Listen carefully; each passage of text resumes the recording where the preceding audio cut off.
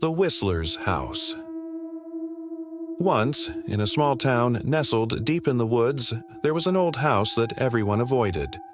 Locals called it the Whistler's House because of the eerie sound that would echo through the trees at night, a low, haunting whistle that sent shivers down your spine.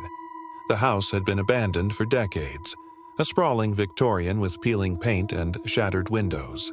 Legend had it that a family had disappeared from the house one stormy night, leaving only the faint whistle behind. On stormy nights, the wind would howl through the empty rooms, creating the sound of a whistle that would make your skin crawl. One autumn evening, a group of adventurous teenagers decided to prove their bravery by spending the night in the old house. Armed with flashlights and snacks, they made their way inside, laughing and daring each other to venture deeper into the darkened corridors. As night fell, the atmosphere changed. Shadows loomed larger, and the creaks of the old house echoed ominously. They tried to shake off their unease, attributing it to their imaginations. Then, moments later, they heard it, the whistle, a low, melodic sound that seemed to waft through the air like smoke, icy and disconcerting. At first, they thought it was just the wind, but as the whistling continued, they felt an inexplicable chill fill the room. One by one, they began to argue about what to do. Some wanted to leave, others were determined to stay and investigate. It wasn't long before tensions ran high. They split into two groups. One ventured upstairs while the other stayed in the living room. As the group upstairs explored the darkened rooms, the whistling grew louder, more insistent. It seemed to be coming from the attic. Driven by curiosity, they opened the creaky attic door and climbed the narrow staircase. Upon reaching the attic, they found nothing but dust and cobwebs. They were about to turn back when they heard it again, this time right behind them. They froze, glancing around, but there was nothing there, just the whisper of the wind through broken rafters. Meanwhile, the group downstairs had been exploring their own set of rooms. They found old photographs of the family that had lived there, faces frozen in time, eyes seeming to follow them.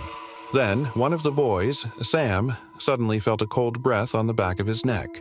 He spun around, but nothing was there. The whistling became frantic, a cacophony that reverberated through the house. They regrouped, panic rising as they shared what they had experienced. As they deliberated whether to make a run for it, the lights flickered and went out completely, plunging them into darkness. Screams echoed in the darkness as they scrambled, not knowing which way to go. The whistling crescendoed, now seeming to be a malicious laugh. Suddenly, one of the girls, Jenny, screamed.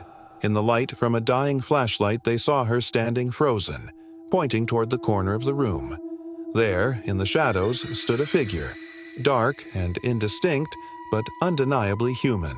It moved closer, an arm outstretched toward them, and as it did, the whistling grew louder, enveloping them. With hearts racing and terror gripping them, they dashed toward the front door. The old house groaned as if protesting their escape. As they reached the door, it slammed shut, trapping them inside. Desperate, Sam turned the doorknob, but it wouldn't budge. The whistle turned into a low growl, echoing in their ears as they banged on the door. Just then, the lights flickered back on for a brief moment, revealing the face of the figure, hollow eyes and a sinister grin that sent waves of dread crashing over them. In one final panic-fueled effort, they pushed against the door as if their lives depended on it. With a heart-stopping crash, it burst open, and they tumbled onto the porch, scrambling away from the cursed house and its haunting whistle. As they fled into the safety of the trees, the sound faded into the distance, but the whistling remained lodged in their minds, a chilling reminder of the night they spent in the Whistler's house. None of them ever spoke of it again, but every now and then, on stormy nights, they'd catch themselves glancing back toward the dark silhouette of that old house, wondering if it would ever call to them again. Our story is over. Share your opinions with us in the comments. Wait for the terrifying events in the next story.